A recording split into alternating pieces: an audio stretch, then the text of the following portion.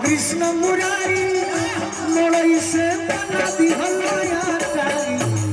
कृष्ण मुरारी मोड़ई से बना दी हलवाया तारी।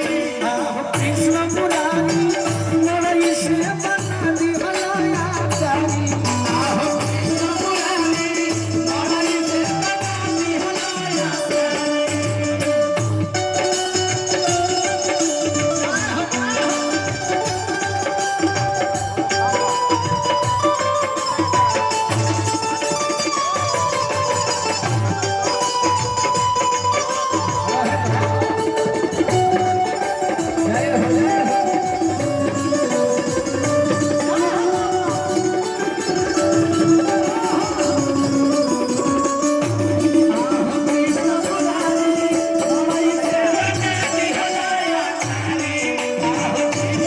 मुरारी मोड़ई से बना दी हलवाया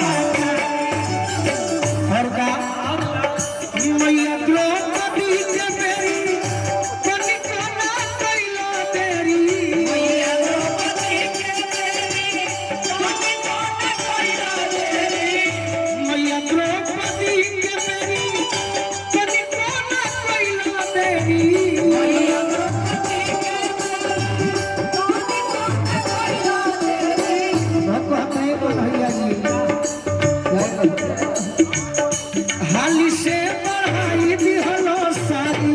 आहो कृष्ण मुरारी हाली से बढ़ाई दिहलो सारी।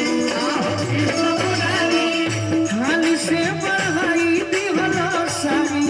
आहो कृष्ण मुरारी हाली से बढ़ाई दिहलो सारी। आहो कृष्ण मुरारी अब पीछे सारी बाहरी। आहो कृष्ण मुरारी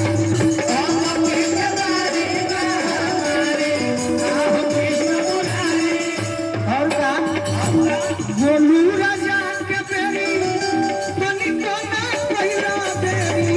गोलू राजा के बेरी बनी कोना पहिरा बेरी। गोलू राजा के बेरी बनी कोना पहिरा बेरी। गोलू राजा के बेरी बनी कोना पहिरा बेरी। गोलू राजा के भी बेरी देरी ना कइलो अभी है नहीं हो रहा बा। हां जी कि प्रशांत के लाई जातो संभारी। आहो कृष्ण मुरारी आहो कृष्ण मुरारी अमली के परिवार हमारे। आहो कृष्ण मुरारी अमली के परिवार हमारे। आहो कृष्ण मुरारी अमली के परिवार हमारे। आहो कृष्ण मुरारी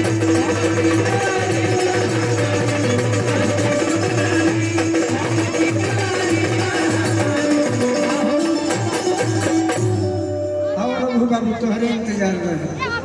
आओ इहो बहुत अच्छा है जिला के सुंदर गायक होने को खातिर ताली बजा कर और सब आशीर्वाद दे दी।